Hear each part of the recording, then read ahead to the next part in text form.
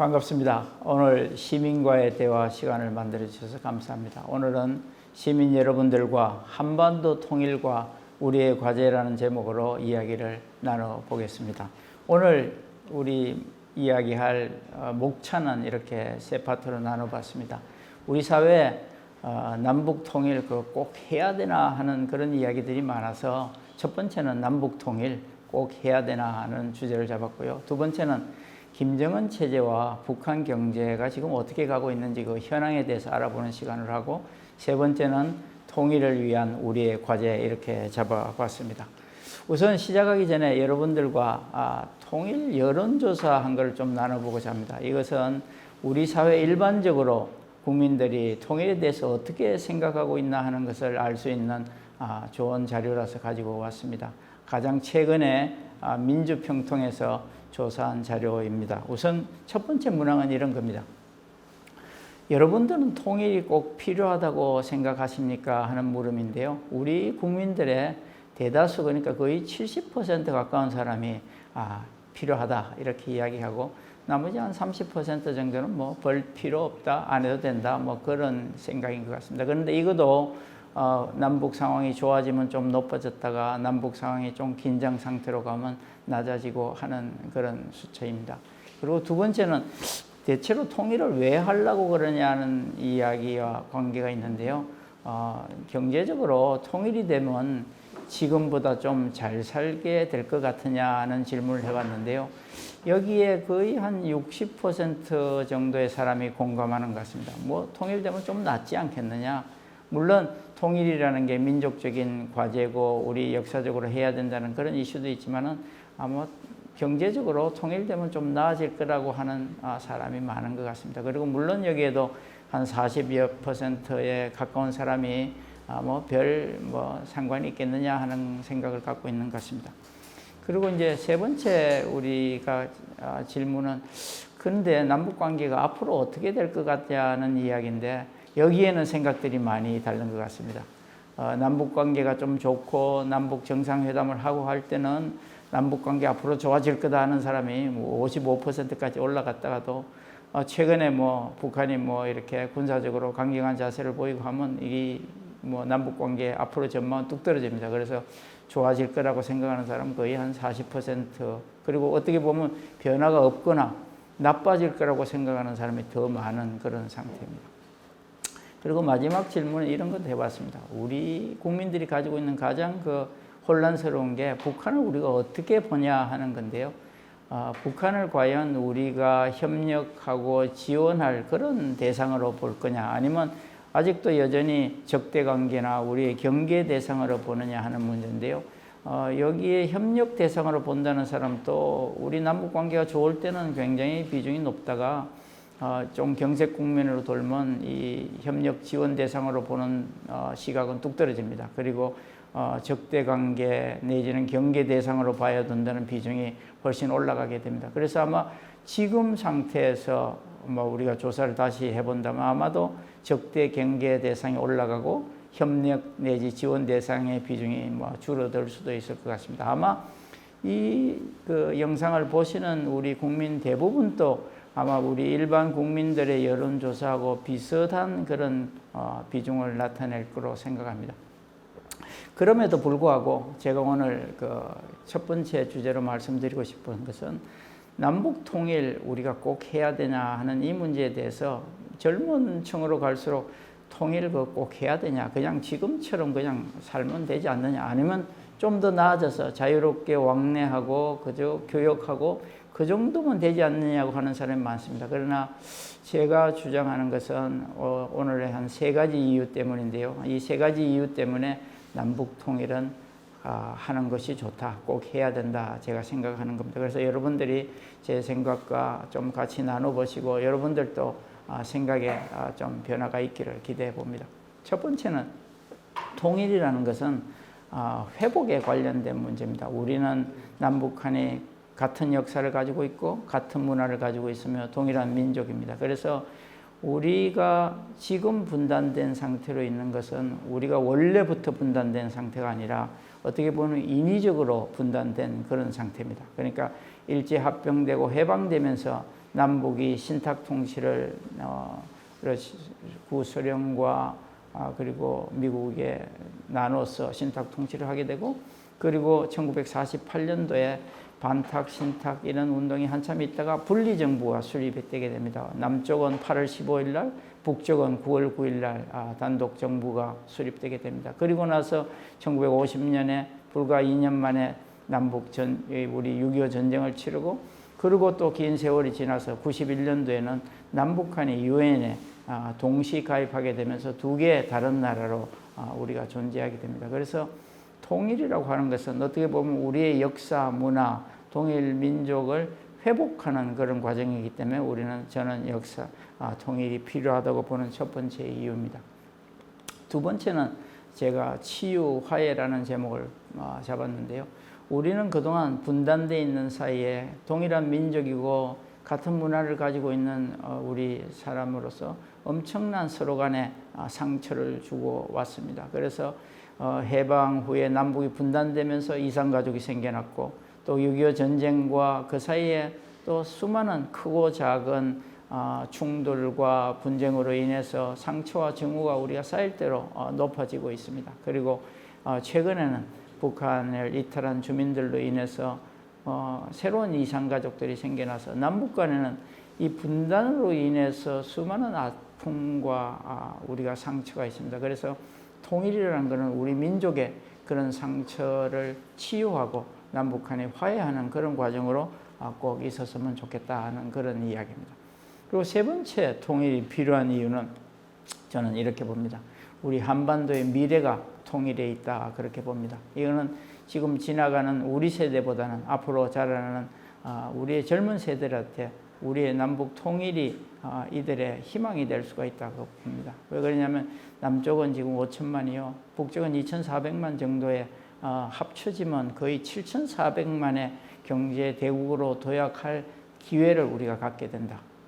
전 세계 20세기에 들어와서 어느 나라가 인구가 늘어나거나 영토가 늘어나 본 적은 없습니다. 그래서 물론 알래스카가 미국이 러시아로부터, 구소련으로부터 알래스카를 사서 그래서 영토를 넓힌 적은 있지만은 그 외에는 거의 그런 기억이 없습니다. 그래서 남북이 통일되면 우리가 영토와 인구가 늘어나면서 단기적으로는 비용이 들겠죠. 그러나 장기적으로 봤을 때 우리의 그 통일 편익이 훨씬 클 것으로 이해돼서 우리 미래 세대의 희망이 통일 한반도에 있다, 저는 그렇게 생각합니다. 물론 이 통일을 통해서 어떤 형태로 우리한테 좀 이익이 올 거냐 하는 걸 한번 잠깐 더 설명을 해드리면, 남쪽은 지금 5천만 인구의 1인당 국민소득으로 보면 3만 1,000불 조금 넘습니다. 그리고 북한은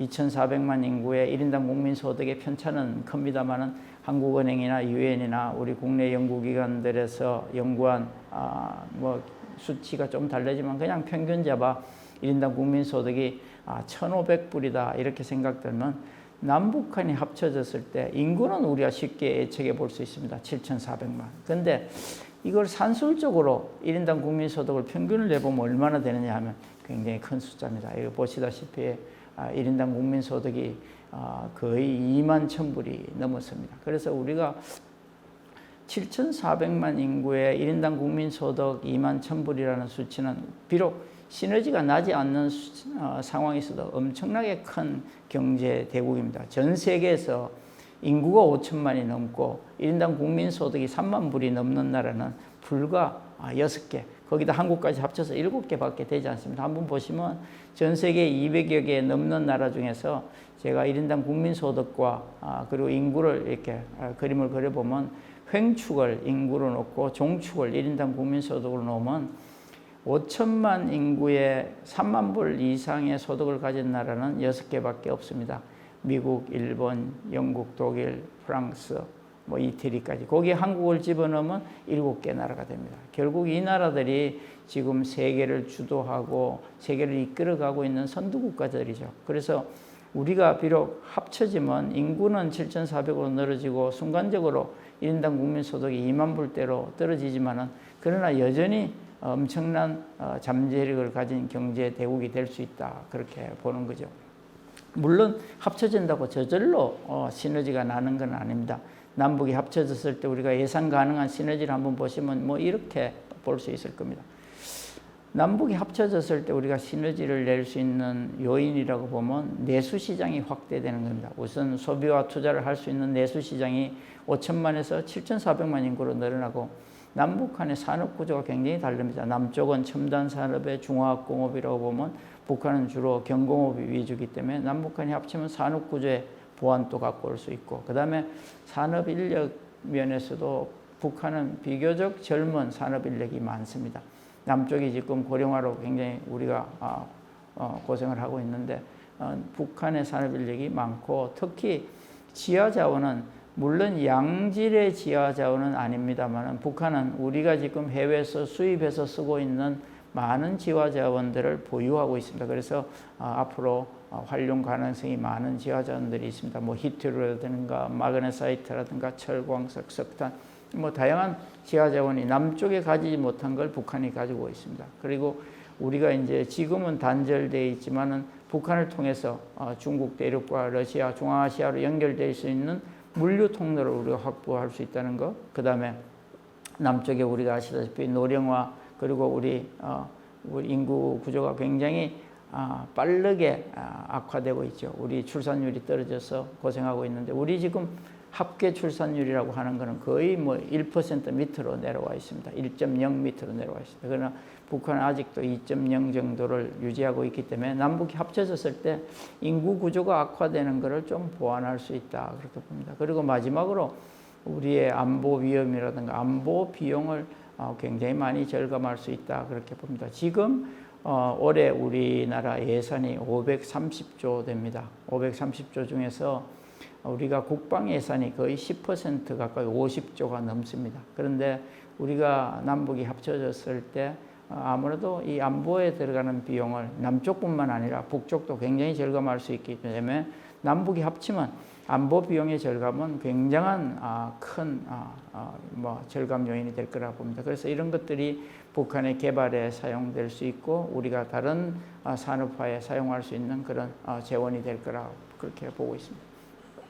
물론 항상 시너지 요인만 있는 것은 아니죠. 우리가 반시너지 요인도 많습니다. 오랫동안 우리가 갈라져 있었고 전쟁과 군사적인 충돌을 거쳤기 때문에 상처를 아무래도 시간이 갈 겁니다. 그리고 이념, 체제, 문화가 다르고 또 오랫동안 우리가 갈라져 있었기 때문에 우리 뭐 여기 연세 드신 분들은 우리 남쪽을 생각해 보시면 동서가 우리가 갈등의 기간이 꽤 오래됐습니다. 지금은 많이 없어졌지만은 그래서 지금 남북이 합쳐졌을 때 또 남북 간의 갈등이 예전에 우리가 가지고 있던 동서의 갈등보다 훨씬 심한 그런 갈등이 있을 수도 있습니다. 그러나 우리가 북한을 잘 우리 같은 동포로서 서로 함께 사는 것을 연습을 한다면 반시너지 요인을 최소화하면서 시너지 요인을 좀 키워나가면 그렇게 되면 우리 통일이 하루속히 우리의 그런 큰 미래 자산으로 다가올 걸로 그렇게 생각을 합니다. 자, 그런데 지금 이제 그렇게 우리가 통일의 대상이라고 생각하는 북한, 지금 현재 김정은 체제하에 있는 북한은 어떤 경제 현황에 놓여 있나를 우리가 좀 보고 가는 게 우리 앞으로 통일을 우리가 생각하는 데 도움이 될 것 같습니다. 북한은 지금 뭐 우리가 보는 북한은 굉장히 가름하기 힘들죠. 그러나 북한의 지금 가장 큰 경제 이슈는 유엔과 북핵으로 인한 유엔의 제재가 가장 큰 이슈라고 봅니다. 그래서 이 이슈를 조금 우리가 그냥 개괄적으로 한번 보면 북한이 핵 개발을 지속하면서 유엔과 미국의 군사적인 압박은 굉장히 심해집니다. 만약에 북한이 계속해서 핵을 개발하고 협상에 반대한다고 그러면 미국이나 유엔은 계속해서 군사적, 경제적인 압박을 가하게 될 것입니다. 그래서 뭐 극단적인 경우에는 우리가 흔히 말하는 외과적 수술이라고 하는 서지컬 스트라이크나 또 그 다음에 국지전까지도 아니면 또 더 나아가서 전면전까지도 전개될 수 있는 그런 위험한 상황입니다. 그러나 이 상황은 국제사회도 원치 않고 북한도 원치 않는 상황이기 때문에 지금 협상 테이블에 놓인 아젠다는 이런 겁니다. 북한은 유엔 제재로 굉장히 어려운 상황이 있기 때문에 먼저 선 제재 완화를 하면 우리가 핵 폐기를 하겠다 그런 뭐 제안을 합니다. 그러나 이거는 또 미국 입장이나 유엔 입장에서 봤을 때 자칫 잘못하면 핵 보유국으로 진전될 수도 있고 경제 제재만 완화되는 꼴이기 때문에 그거는 뭐 거의 반대하는 그런 입장이죠. 그리고 미국 쪽이나 유엔에서 요구하는 것은 먼저 핵을 폐기해라. 그러면 우리가 제재와 완화를 하겠다는 건데 이건 또 북한 쪽에서 동의하기 어렵습니다. 북한은 여러 번 미국의 정권이 바뀌거나 국제사회의 그런 합의가 지켜지지 않아서 어려움을 봐왔기 때문에 이란 케이스나 그 다음에 또 리비아 케이스나 이런 걸 봐왔기 때문에 아마 쉽게 동의하지 못하는 그런 상황입니다. 그래서 지금은 지난 하노이 회담에서 깨지긴 했습니다만은 북한 핵 폐기와 제재 완화를 동시에 하자. 근데 여기에서도 미국은 포괄적으로 타결하자는 그런 입장이고 또 북한은 단계적으로 그리고 동시적으로 타결을 해나가자는 입장인데 물론 하노이에서 이 문제에 주로 합의를 못해서 깨졌습니다만 하여튼 이걸로 인해서 핵 폐기 프로세스는 중단이 돼 있고 그리고 어떻게 보면 유엔 제재는 지속되고 있는 그런 상황입니다. 북한으로 보면 유엔 제재가 굉장히 어렵죠. 이게 지금까지 진행되고 있는 북한의 여러 가지 핵 개발 내지는 장거리 미사일 발사로 인한 유엔에서의 가해지고 있는 제재입니다. 물론 4차 핵실험, 5차 핵실험, 6차 핵실험으로 오면서 계속해서 제재는 이루어졌지만은 실제로 제재가 굉장히 북한을 아프게 하는 것은 2017년 6차 핵실험 이후가 핵심적인 것 같습니다. 6차 핵실험 이후에 북한의 전면적인 수출을 금지시키고 그리고 원유 공급량이나 석유 정제로 공급량을 묶기 시작합니다. 그리고 뭐 합작 사업이나 이런 거를 중단시키고 그리고 이제 여러 가지 신규 해외에서 취업하고 있는 노동자들을 이제 더 이상 확대하지 못하게 하는 게 이제 6차 핵실험 이후죠. 2017년 9월달 이후입니다. 그런데 그 이후에 북한이 화성 15를 발사합니다. 연말에.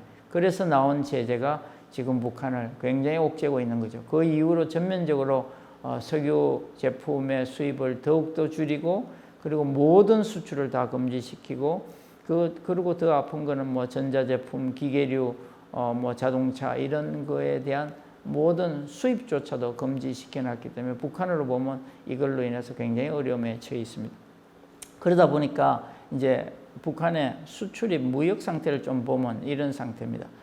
북한이 김정은 체제로 들어서면서 비교적 수출입이 조금씩 늘어나면서 그런 대로 한 30억 불 가까이 잘 버텨오다가 제재가 조금씩 강해지면서 줄어들기 시작합니다. 그런데 2017년에 제재가 본격적으로 가면서 수출이 뚝 떨어지기 시작합니다. 그래서 지금은 어느 정도냐 하면 수출이 줄고 뭐 수입을 뭐 줄여나가지만 아무래도 수입이 적게 줄어들겠죠. 그래서 무역 적자가 엄청나게 심해지기 시작합니다. 그리고 2017년도에 무역 적자가 엄청나게 늘어났는데 이 적자 규모는 우리가 예측해 보면 이렇게 앞으로도 몇 년간 무역 적자가 지속될 걸로 보입니다. 그래서 어떻게 보면 중국이 옆에서 좀 뭐 이런 생필품에 관련된 거를 도와주고는 있지만은 거의 수출입이 불가능해지면서 북한 경제는 뭐 굉장히 예전에 고난의 행군 때 막먹는 그런 어려운 시점으로 가고 있지 않나 그렇게 봅니다. 한번 경제 성장률을 한번 보시면요. 이거는 북한 경제의 연간 경제 성장률을 쭉 그림을 그립니다. 그러니까 김정은 정부에 들어서면서 그나마 조금의 플러스 성장으로 돌아섰던 파란 막대 그래프가 됩니다. 플러스로 성장을 돌아섰던 것이 2016년에 좀 반짝 좋아집니다. 그거는 이제 뭐 2015년에 나빴던 거에 기저효과도 있긴 하지만은 하여튼 2016년에 바짝 좋아지는데 아까 말씀드렸듯이 2017년부터 규제가 본격화되면서 수출입이 줄어들고 그리고 국내 북한 내 경제 활동이 거의 어려워지면서 큰 폭의 마이너스 성장으로 들어갑니다. 그래서 17년, 18년, 19년이 거의 3%가 넘는 마이너스 성장을 하게 됩니다. 그리고 올해도 뭐 예측건데 코로나나 자연재해 거기에다가 유엔 제재가 지속되고 있기 때문에 뭐 작년보다도 더 큰 마이너스 성장을 할 걸로 뭐 예상이 됩니다. 그래서 이거를 앞으로 한 3, 4년을 예측을 해보면 지속적으로 마이너스 성장이 불가피하다고 봅니다. 그러면 이제 이 이야기는 무슨 이야기냐면 예전에 우리가 역사를 좀 더듬어 보면 이 그림을 한번 보시죠. 이 그림은 지난 40년 동안에 북한과 남한의 경제 성장률을 긴 그 기간을 두고 그림을 그린 건데요. 위쪽에 있는 파란 선이 우리 남한의 경제 성장률이고 밑에 있는 빨간 선이 북한의 경제 성장률입니다. 보시면 우리 파란 선으로 된 남쪽의 경제 성장률은 지난 40년 가까이 동안에 딱 한 번 마이너스 성장을 합니다. 그러니까 여러분들이 다 기억하시겠지만 1997년도에 IMF를 우리가 당하고 98년도에 마이너스 성장을 합니다. 그 이후에는 우리가 성장률이 오르락내리락은 하지만은 그래도 마이너스 성장을 한 적은 없습니다. 근데 밑에 빨간 선으로 된 북한을 보시면 1989년도부터 98년까지 거의 10년 가까이를 마이너스 성장을 합니다. 우리 여러분들이 뭐 마이너스 성장 한 번 이런 숫자로 마이너스 성장이 어떤 건지 피부에 잘 닿지 않을 수도 있는데요. 우리가 지금 곳곳에 있는 노숙자라든가 아니면 곳곳에 있는 점심을 먹기 위해서 길에서 줄을 서는 사람들, 뭐 서울 역 앞에 노숙자라든가 뭐 종묘에 있는 노숙자라든가 이런 수많은 사람, 거리에서 밥을 먹고 잠을 자는 사람이 늘어난 것은 사실은 IMF 이후에 늘어나기 시작합니다. 그전에는 우리 사회에 그렇게 노숙자라는 그런 개념이 별로 없었죠. 그런데 북한이 한번 생각해 보십시오. 이게 10년 동안을 계속 올해가 작년보다 못하고 또 내년이 올해보다 못하고 이렇게 마이너스 성장을 계속해 나가면 사회가 완전히 파탄이 나는 그런 상태죠. 그래서 북한에 우리가 가끔 북한의 영상으로 몇 년 전에 우리가 자주 보던 뭐 꽃제비 사진이라든가 이 국경 지방을 떠도는 이런 뭐 탈북민들 그림을 봤을 텐데 그거는 뭐냐면 저 80년대 말에서 90년대 말 사이에 경제가 고난의 행군이라고 북한이 부르죠. 그 어려운 시기에 10년 동안의 마이너스 성장에서 생겨난 결과입니다. 그래서 뭐 국제기구에서 월드 푸드 플랜이라고 WFP라고 하는데 거기에서 공식적인 사망자 숫자를 뭐 60만이 그때 생겼다 그런 이야기를 하는 게 저때 일어난 사건입니다. 그런데 문제는 제가 아까 잠깐 전에 말씀드렸듯이 2017년부터 17, 18, 19, 20년 올해까지 하면 4년이 될 텐데 마이너스 성장을 할 걸로 보입니다. 그리고 아까 좀 전에 보셨듯이 이런 그림이죠. 앞으로를 추정해 봐도 그렇게 쉽게 플러스로 돌아설 것 같지가 않다. 그래서 어떻게 보면 지금 올해까지 4년, 뭐 내년, 후년 이렇게 해서 몇 년이 이어지게 되면 거의 5년 넘는 긴 세월을 마이너스 성장을 할 가능성이 굉장히 높다. 그 이야기는 무슨 이야기냐? 지금 세간에서 떠도는 혹시 제2의 고난의 행군이 올 수도 있다고 하는 이야기가 바로 여기에서 기인하는 이야기입니다. 그래서 지금 북한으로 보면 북한이 지금까지 뭐 포기하지 않고 있는 게 경제와 핵의 병진 전략이라고 하는데 이거가 가지고 있는 딜레마입니다. 그러니까 어떻게 보면 북한이 핵 개발을 하고 경제 건설을 하는 이 두 개를 동시에 하고 싶은 게 정책의 목표고 희망사항이지만은 이 두 개는 꼭 그림에서 보는 것처럼 시소의 양끝처럼 동시에 같이 올라갈 수가 없는 상황입니다. 한쪽에 올라가면 한쪽에 내려갈 수밖에 없습니다. 왜 그러면 핵 개발을 하게 되면 유엔이나 국제사회에서 경제 제재를 하게 되고 경제 제재를 풀자면 핵 개발을 포기해야 되는 그런 아주 딜레마 상황이 지금의 상황이다. 그래서 가끔 요즘 북한에서 발표되는 거 보면 경제 핵 병진 전략이라는 건 말은 하고 있지 않지만은 그러나 이번 뭐 열병식에서 봤듯이 여전히 핵과 경제 병진 전략은 바탕에 깔려 있는 전략인 것 같다 그렇게 보는 거죠. 그래서 이제 이렇게 봤을 때 경제가 굉장히 어려워지고 있는데 이런 상황에서 그럼 북한은 지금 어떤 상태에 있는가 하는 걸 우리가 한번 판단해 볼 필요가 있을 것 같습니다.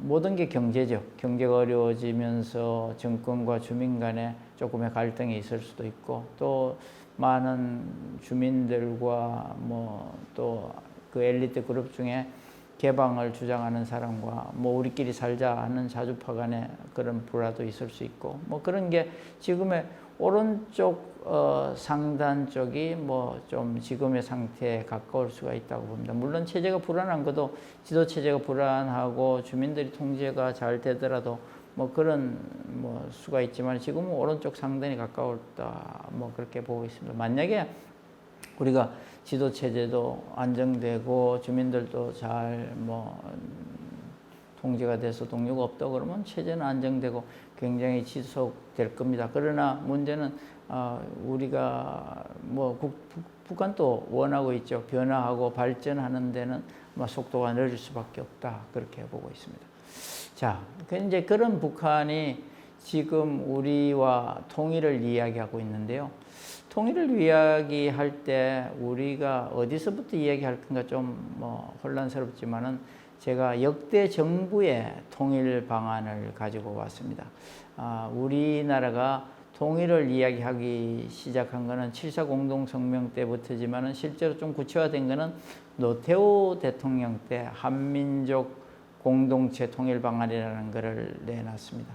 제가 이 이야기를 하는 것은 진보 정권이건 보수 정권이건 통일을 이야기하기 하지만은 아무래도 보수 정권에서 이야기하는 것은 좀 일반 국민들이 볼 때 조금 이거 좀 뭐라고 그럴까 지금의 진보 정권이 하는 거하고는 조금 뭐 다를 것 같지만 실제로 우리나라의 통일 방안을 보면 진보 정권에서 내놨건 보수 정권에서 내놨건 대체로 그 맥을 같이 하고 있습니다. 그래서 제가 간단히 설명드리면 노태우 대통령 때 시작한 한민족 공동체 통일 방안이라는 것이 김영삼 대통령 때 조금의 수정됐지만은 민족 공동체 통일 방안이라는 형태로 다시 제안이 됐고 그것이 이어서 김대중 대통령 때 6.15 공동선언으로 이어집니다. 그래서 우리가 정권이 바뀌면서 크게 달라진 건 없습니다. 조금의 수정이 되는 뭐 그런 상태입니다. 그래서 제가 오늘 설명드릴 거는 김영삼 대통령 때 민족 공동체 통일 방안이라는 그 안에 들어있는 3단계 통일 방안이라는 게 있습니다. 그걸 가지고 여러분들이 보시면 이게 우리 사회에서 굉장히 온건한 그러니까 어떻게 보면 보수 정권에서 시작한 통일 방안이다 그렇게 보시면 됩니다. 거기에다가 지금 진보 정권이나 이런 데서는 이거보다 조금 더 진전된 거나 나아간 것을 주장하고 있다. 그렇게 보시면 여러분들이 편안하실 것 같습니다. 우선은 우리 3단계 통일 방안은 크게 보면 세 가지 단계를 거치게 되어 있습니다. 하나는 화해협력 단계, 두 번째는 남북연합 단계, 세 번째는 통일국가 완성 단계인데 여기에는 어떤 시간적인 개념이 있는 건 없습니다. 그냥 단지 상태가 그 상태로 나아갈 수 있다고 보는데요. 첫 번째 화해협력 단계는 조금의 내용을 우리가 보자면 평화공동체에 가깝다 그렇게 봅니다. 예전에는 북한이 핵개발이나 장거리 발사체 같은 게 없었지만 지금 우리가 평화공동체라는 이야기 할 때는 그런 남북한의 적대 행위를 종식하고 그 안에는 북한의 핵개발이나 장거리 미사일 개발 뭐 대량 살상 무기 같은 것을 포기하는 것을 이 안에 담을 수가 있다. 그게 아마도 화해협력 단계가 될 것 같아 그렇게 봅니다. 그리고 이제 그 단계가 되면 지금 논의되고 있는 정전체제를 뭐 평화체제, 평화협정으로 바꾸자 그런 이야기들이 아마 이 단계에서 논의가 될 것 같습니다. 그리고 두 번째는 남북연합 단계라고 하는 것은 어떻게 보면 이체제 이정부 상태, 체제가 두 개고 정부가 두 개인 상태인데 그 안에는 뭐 내용상으로 보면 지금 우리가 이야기하는 경제 공동체에 가깝다. 뭐 물론 여기에는 경제 공동체가 되기 위해서는 북한이 시장 경제를 하고 북한의 투자나 거래 같은 것이 보장되고 뭐 이런 게 굉장히 진전되고 그 다음에 우리가 경제 협력 단계를 뭐 거쳐갈 수 있다 그렇게 봅니다. 그리고 이제 이 기간이 얼마나 될지 아무도 모르죠. 이 기간이 장기간 지속되고 그리고 통일 국가에 대한 뭐 필요성이 점점 더 높아지고 남북 간 주민들이 합의되고 그렇게 되면 우리가 이제 말하는 민족 공동체라는 일체제 일정부의 상태로 넘어갈 수 있을 거다. 근데 이제 이거는 뭐 시간적으로 언제가 될 수 있을는지 모르는 그런 상태지만 우리 정부에서 제시한 그런 통일 방안은 이런 3단계를 거치고 있다 그렇게 봅니다. 그리고 조금씩 제가 더 설명을 드리면 이런 상태입니다. 3단계 통일 방안 중에서 첫 번째가 아마도 그게 평화 공동체가 될 걸로 봅니다. 우선 남북 간의 적대 행위가 종식되고 상호 신뢰가 구축되는 그런 단계인데요. 물론 적대 행위 종식 안에는 예전에 없었던 핵 개발이나 대량 살상 무기 뭐 이런 것들, 중거리, 중장거리 미사일 발사체 개발 중단 이런 것들이 뭐 여기에 포함될 걸로 봅니다. 그리고 이제 이거와 동시에 우리가 진행돼야 될 것이 어떻게 보면 상호 신뢰 구축이 이 단계에서 평화 협력 단계에서 진행돼야 되겠다. 왜 그러냐면 이런 군사적인 거나 외교적인 이슈만 해결된다고 민족이 하나로 합쳐질 그런 분위기가 되는 건 아니죠. 그래서 상호 신뢰, 동질성 회복이 굉장히 중요하다. 그렇게 봅니다. 우선 북한 주민들과 남쪽에 있는 우리 국민들이 우리가 한민족이다. 우리가 신뢰할 수 있다고 하는 그런 서로의 확신이 있어야 남북이 같이 할 수 있는 거죠. 그런 게 없이 그냥 경제가 서로 경제 교류가 확대됐다든가 적대 행위가 종식됐다고 해서 통일에 갈 수 있는 그런 바탕이 만들어지는 건 아니라고 봅니다. 그래서 이런 게 평화 공동체를 구성해 나가는 굉장히 중요한 이슈가 될 것 같다. 그래서 이 중에는 지금 우리가 이야기되고 있는 북한 주민들이 아까 제가 말씀드렸듯이 다시 제2의 고난의 행군을 맞을지도 모른다. 이럴 때 우리가 뭐를 해야 될 건가 하는 것도 생각을 볼 수 있고 지금 또 코로나 시기처럼 이렇게 북한이 전혀 그런 역량이 부족할 때 우리가 뭐를 지원해 줄 수 있을 건가. 아니면 그게 아니라도 평소에도 우리가 북한의 산모나 영유아들 취약계층을 향해서 우리가 식량이나 의약품 이런 것들을 지원할 수 있는 이런 것들이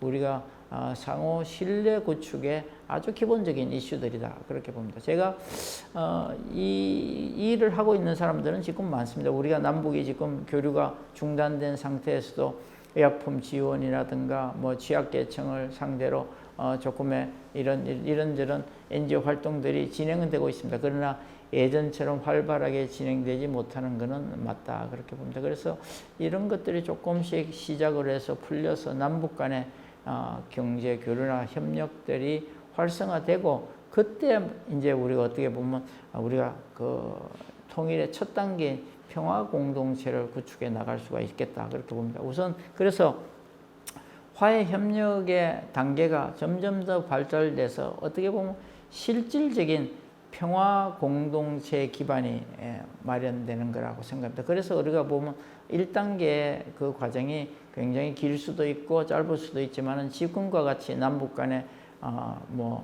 편지로 주고받고 우리가 서로 신뢰한다 이게 아니라 실질적으로 남북 간의 신뢰가 쌓이고 그리고 적대 행위가 종식되는 실질적인 행위가 일어나야 평화 공동체 단계가 될 거다 봅니다. 제가 이 단계에서 한 예를 들면 우리가 잘 알고 있는 아일랜드와 영국 간의 관계인데요. 아일랜드는 지금 남북 아일랜드로 분리되어 있습니다. 그리고 아일랜드와 영국은 서로 다른 나라가 되어 있고 북아일랜드는 영국에 귀속되어 있는 그런 상태죠. 그런데 하버드 대학 앞에 캠브리지 카문이라고 하는 공원에 가면 지금 보시는 것 같은 이런 조각상이 하나 있습니다. 이게 뭘 이야기하는 거냐면 옛날 1985년도 그때 당시에 영국이 지배하고 있던 아일랜드에 어마어마한 감자 역병이 발생을 합니다. 그래서 그때 당시에 이 사람들이 주식이었던 감자를 생산할 수가 없게 되고, 그리고 다른 곡물들은 영국으로 가지고 가고, 뭐 그렇게 해서 굉장히 아일랜드가 어려움에 처했는데, 사실은 영국 정부에서 도와주는 걸 외면하고, 그리고 그 다른 나라들조차, 외국 원조조차도 차단되는 그런 상황이 발생합니다. 그래서 문제는 그때 아일랜드 인구가 800만 정도 됐다고 그러는데, 인구의 25% 정도, 그리고 200만 정도가 이 뭐라고 그럴까, 이제 뭐 감자 역병으로 인한 그 우리 뭐 식량 부족으로 생명을 잃게 됩니다. 그래서 어떻게 보면 미국의 아일랜드인들의 이민이 엄청나게 늘어난 것도 이때 일어난 일이라고 우리는 보고 있습니다. 그래서 그때 수많은 사람들이 아일랜드에서 살 수가 없으니까 이민선에 몸을 싣고 미국으로 신대륙으로 떠나지만, 거의 뭐 도착 전에 반 이상이 사망하는 그런 결과가 일어나고, 결국은 아일랜드 사람들이 그 영국에 대해서 철저하게 반감을 가지게 된 것도 이 아일랜드의 감자 기근 덕분에 영국과 아일랜드 사이에 쌓여진 갈등의 원인이 됐고, 결국은 아일랜드가 남북 아일랜드로 영구 분단되는 그런 원인을 제공했다, 그렇게 보고 있습니다. 그래서 제가 아까 말씀드린 것은 우리가 남북 간에 서로 간의 신뢰를 회복하고 쌓는 게 어떻게 보면 외교적인 노력에 못지않게 굉장히 중요하다. 그래서 지금의 인도적인 지원, 북한의 생명을 살리는 일이 어떻게 보면 통일의 가장 기본적인 활동으로서 필요한 일이다, 그렇게 보는 거죠.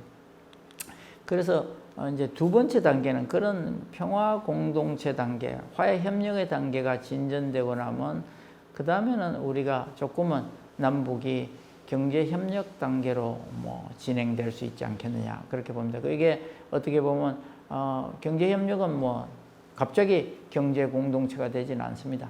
처음에 시작할 때는 느슨한 단계, 경제 협력 단계에서 시작해서 점차 교류가 확대되면서 서로가 신뢰가 쌓이고, 그래서 이제 경제 공동체로 발전하게 되는 그런 과정입니다. 그런데 이 과정이 있기 전에는 북한의 점진적인 개방과 시장화가 진전이 돼야 북한 내 투자나 거래가 보장되고, 그리고 이제 이런 걸 통해서 북한 내 뭐 남쪽의 기업뿐만 아니라 외국 기업들도 투자를 하게 되고, 북한도 또 국제기구에 가입하고, 그렇게 해서 이제 점점점 경제 활동을 할 수 있는 기반이 북한 내에서 확대돼야 됩니다. 그래서 이제 이런 것들이 어느 정도 확대가 돼야 뭐 이제 우리가 남북 간의 경제 공동체를 생각해 볼 수가 있지 않겠냐 생각이 듭니다. 물론 지금 북한에서 뭐 활동하고 있는 그런 시장화 그런 조치들, 북한이 예전에 한 150개, 200개 정도 되는 시장들이 장마당들이라고 부르죠. 그것들이 지금은 거의 한 450개 가까이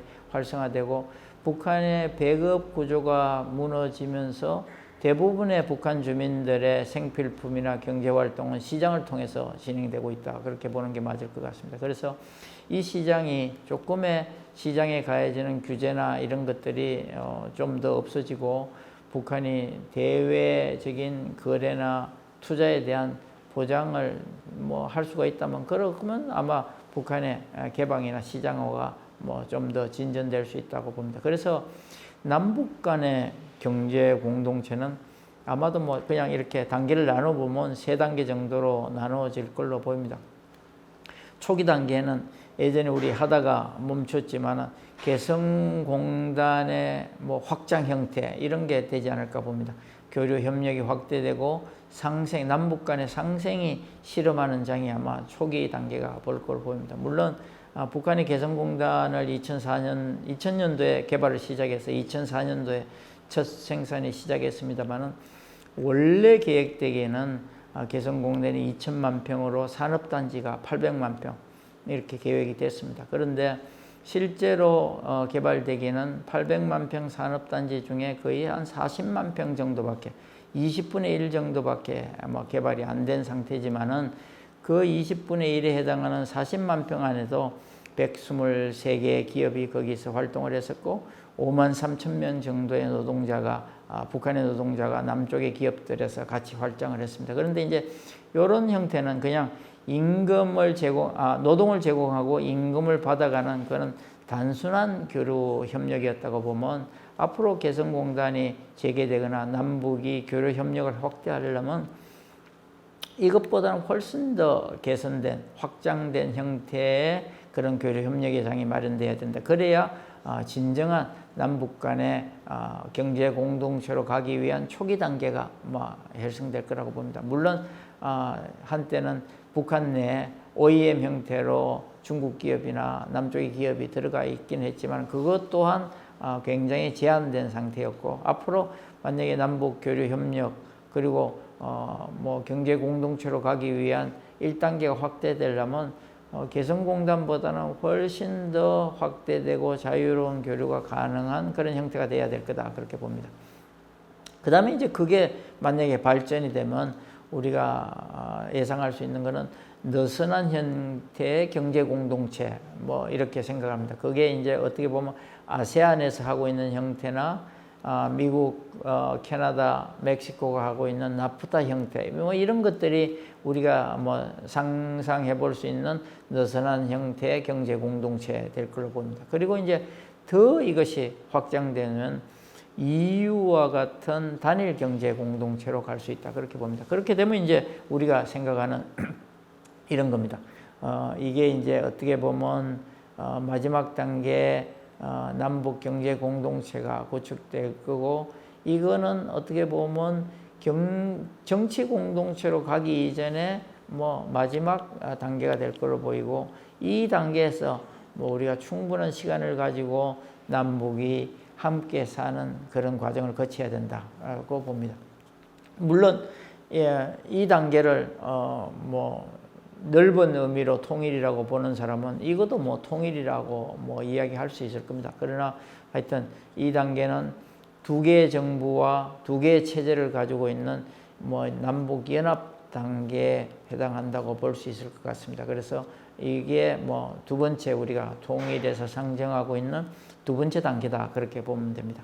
그리고 이제 이런 단계가 이 체제, 두 개의 체제, 두 개의 정부가 통일 과정으로 본다면 얼마나 오래 갈지 모르지만은 이게 많은 시간이 흐르고 서로 간에 그런 적대감이 없어지고 경제 공동체로서 충분한 연습이 되면 그 마지막 단계는 이런 단계로 갈 수가 있을 겁니다. 우리가 지금 정부에서 가지고 있는 3단계 통일 방안의 마지막 단계가 되겠습니다. 남북이 단일 국가를 형성하는 거죠.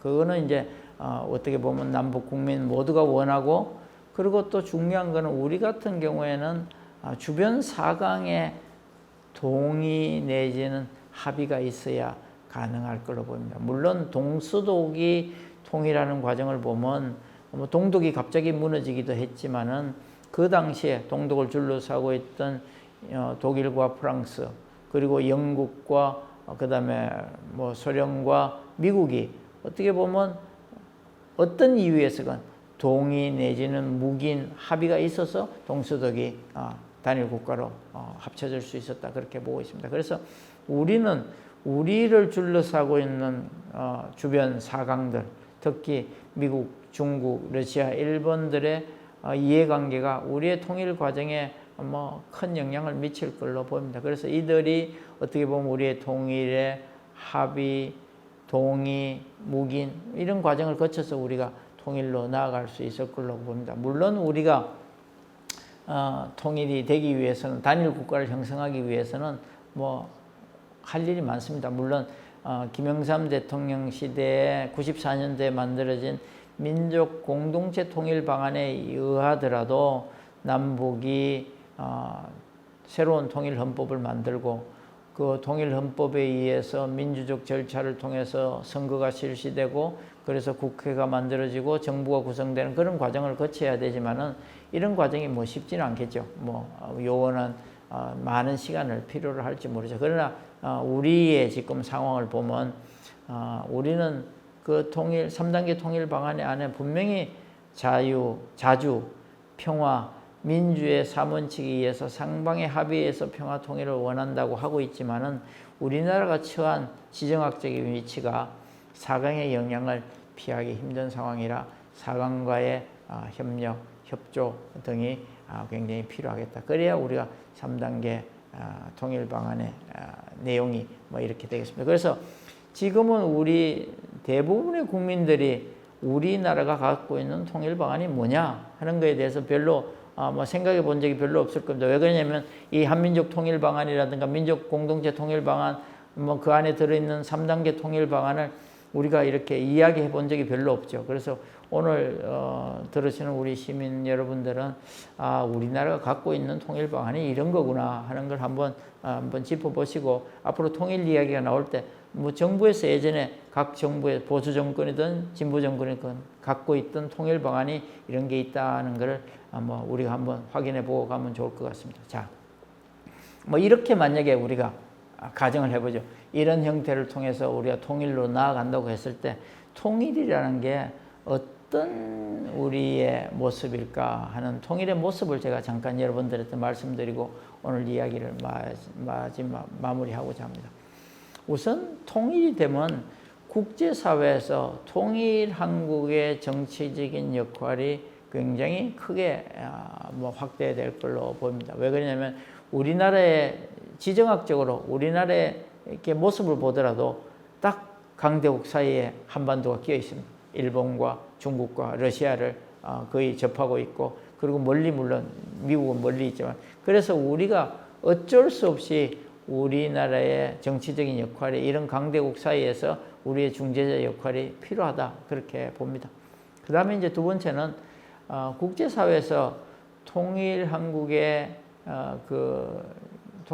경제 공동체에서의 그 역할이 굉장히 커질 거다 봅니다. 왜 그러냐면 전 세계 경제권을 보고 봤을 때 지금 세계에서 어떻게 보면 굉장히 낙후되고 경제 성장률이 느린 부분이 동북아 경제권입니다.